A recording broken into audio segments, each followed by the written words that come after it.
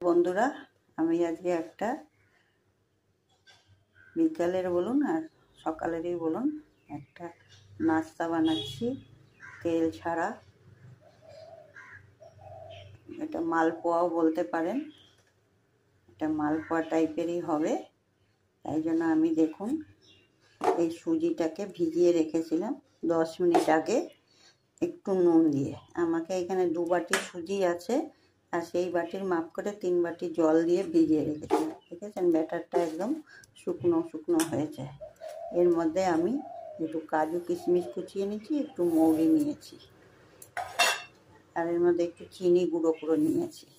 এগুলো আমি একসঙ্গে মেশাবো, মিক্স করে তারপরে এটাকে আমি আজকে ভাজবো। কোনোগুলো সব মেশানো হয়ে গেছে। এর মধ্যে ছোটো চামচের 1/2 চামচ খাবার সোডা মিশিয়ে দিয়েছি। এটা খাবার সোডা মিশিয়ে আমি এটাকে এখন ভাজবো। দেখুন এই যে একটা আপ্পাম প্যান বসিয়ে দিয়েছি, এর মধ্যে একটু ঘি ব্রাশ করে নিয়েছি। এই ব্রাশ দিয়ে একটু চারদিকে ঘি ব্রাশ করে নিয়েছি, এটার মধ্যে দিয়ে এখন ভাজবো।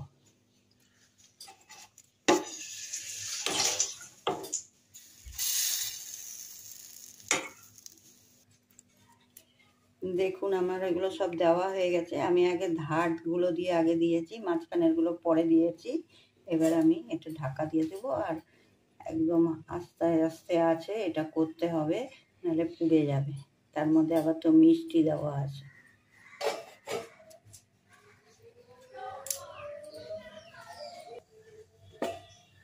দেখুন এগুলো আমার হয়ে গেছে, এগুলোকে এখন তুলে দিব।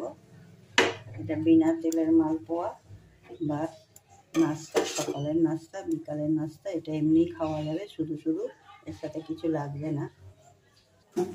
দেখুন এগুলো আমার সব বানানো হয়ে গেছে। একটা ভেঙেও দেখাচ্ছি কেমন হয়েছে। ভিতরটা দেখুন একদম সফট আর নরম, খেতেও খুব টেস্টি।